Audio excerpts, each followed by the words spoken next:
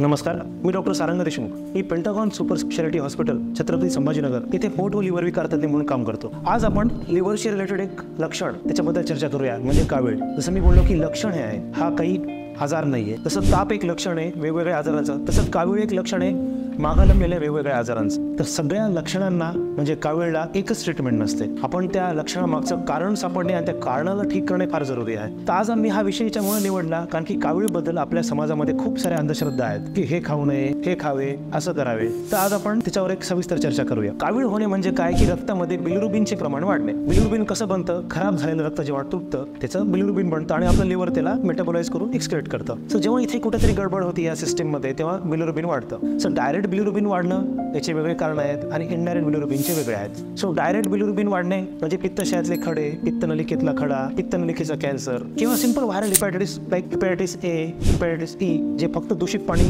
खाल्ल्या पिल्यामुळे होतात. हिपॅटायटिस बी, hepatitis C जे जंतू संसर्ग झालेला रक्त दिल्यामुळे किंवा अनसेफ सेक्स केल्यामुळे किंवा अनसेफ इन्स्ट्रुमेंट्स यूज केल्यामुळे ऑपरेशन करताना होऊ शकतात. तर त्यांनी हिपॅटायटिस होतात. किंवा दारू पिल्यामुळे अल्कोहोल रिलेटेड हिपॅटायटिस किंवा काही ऑटोइम्युन डिसऑर्डर्स, ऑटोइम्युन हिपॅटायटिस किंवा काही जेनेटिक डिसऑर्डर्स, विल्सन्स, असे बरेच कारण आहेत. त्याच्यामुळे डायरेक्ट बिलिरुबिनचं प्रमाण वाढतं आणि तुम्हाला कावीळ होतो. इनडायरेक्ट कधी वाढतं? जेव्हा रक्ताशा रिलेटेड काही आजार असतील, जसं मेगालोब्लास्टिक ॲनिमिया, हिमोलायटिक ॲनिमियाज किंवा अजून डिटेलमध्ये न जाता रक्ताशा रिलेटेड आजारामुळे आपल्याला इनडायरेक्ट बिलिरुबिन वाढतं आणि त्याला इनडायरेक्ट हायपरबिलिरुबिनेमिया म्हणतात. तो वेगळा कावीळ असतो. काही जेनेटिक आजार जसं गिलबर्ट सिंड्रोम त्याच्यामुळे पण इनडायरेक्ट बिलिरुबिन वाढतं. तर अशी वेगवेगळी कारणं असलेल्या कावीळचं एकच इलाज नसणार. लक्षणाचं ट्रीटमेंट नाही करायची. आपल्याला त्याच्या मागं आपल्याला शत्रू कोण आहे, कुठल्या आजारामुळे आपल्याला कावीळ होत आहे त्याच्या आपल्याला मागं लागायचं आहे. सो कावीळ जर झाला असेल तर त्याचा मागचा शत्रू कुठल्या आजारामुळे कावीळ झाला याचा इलाज करणं जरुरी आहे. तर ह्या कावीळचे काय लक्षणं असतात? सर्वसाधारण पाहता डोळे पिवळे होणे, लघवी पिवळी होणे, भूक न लागणे, उलट्या होणे,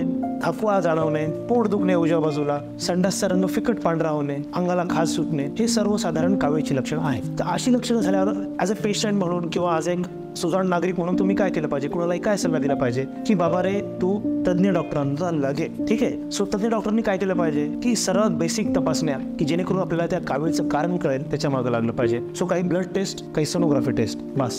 सिंपल ब्लड टेस्ट आणि सिंपल सोनोग्राफी टेस्टने आपल्याला आपला डायरेक्ट बिलिरुबिन वाढलेला आहे की इनडायरेक्ट आहे त्याच्या मागचं बेसिक कारण कळेल. फक्त उदाहरण द्यायचं राहिलं तर तुम्हाला कावीळ आहे आणि मी सोनोग्राफी कळाली पित्ताच्या नलिकेमध्ये खडा आहे, बाकी तपासण्या करायची गरज नाही. आपण पित्ताच्या नलिकेतला खडा एका ERCP नावाच्या टेस्टनी काढतो आणि तुमचा कावीळ ठीक होणार. तसंच जर तुम्हाला ब्लड टेस्टमध्ये कळालं की तुम्हाला हिपॅटायटिस ए मुळे कावीळ आहे, ऍडमिट व्हायची पण गरज नाही. घरी बसल्या पण तुम्ही औषध गोळ्याने इलाज करू शकता. सो कारण माहीत होणं सगळ्यात जरुरी आहे कावीळच्या मागे.